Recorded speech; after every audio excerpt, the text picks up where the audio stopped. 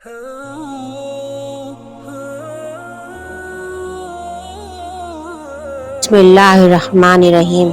शुरू अल्लाह के नाम से जो बड़ा मेहरबान और निहायत रहम करने वाला है। मेरे मोहतरम अज़ीज़ बहन भाइयों, अस्सलाम वालेकुम। उम्मीद है आप सब खैरियत से होंगे। मेरी आज की वीडियो गौसे आज़म पीरान पीर दस्तगीर रहमतुल्लाह अलैह की हालात ज़िंदगी के बारे में है।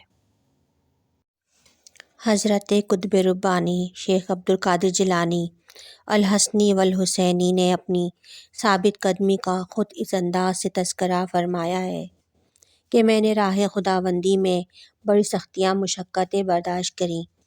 अगर वो किसी पहाड़ पर गुज़रती तो वो भी फट जाता। शहंशाह बगदाद हुज़ूर गौसे पाक रहमतुल्लाह अलैह शब व रोज़ बेअबानों और वीरान जंगलों में रहा करते थे। कई शयातीन मुसल्लह होकर ख़तरनाक हेबतनाक शक्लों में कतार दर कतार आते और उनसे मुकाबला करते, उन पर आग फेंकते, मगर वो अपने दिल में बहुत ज़्यादा हिम्मत और ताकत महसूस करते।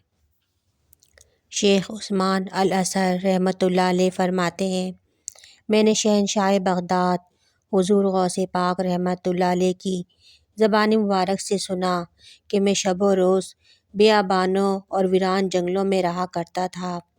मेरे पास शयातीन मुसल्लह होकर हेबतनाक शक्लों में कतार दर कतार आते, मुझ पर आग फेंकते, मगर मैं अपने दिल में बहुत ज़्यादा हिम्मत और ताकत महसूस करता और गैब से कोई पुकार कर मुझे कहता, ए अब्दुल कादिर, उठो, इनकी तरफ बढ़ो, मुकाबले में हम तुम्हें साबित कदम रखेंगे और तुम्हारी मदद करेंगे।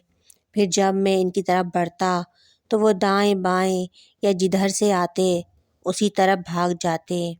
उनमें से मेरे पास सिर्फ़ एक ही शख्स आता और डराता और मुझे कहता कि यहाँ से चले जाओ, तो मैं उसे एक तमाचा मारता तो वो भागता हुआ नज़र आता और फिर मैं ला हौल वला कुव्वता इल्ला बिल्लाहिल अलियुल अज़ीम पढ़ता तो वो जल कर राख हो जाता। सुभान अल्लाह।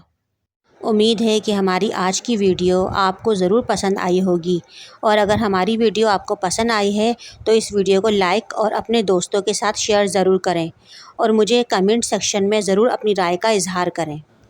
हमारे यहाँ हर जुमेरात को हल्के और दुआओं का एहतमाम किया जाता है। जो देखने और सुनने वाले इसमें शामिल होना चाहते हैं वो अपना नाम कमेंट सेक्शन में दे सकते हैं।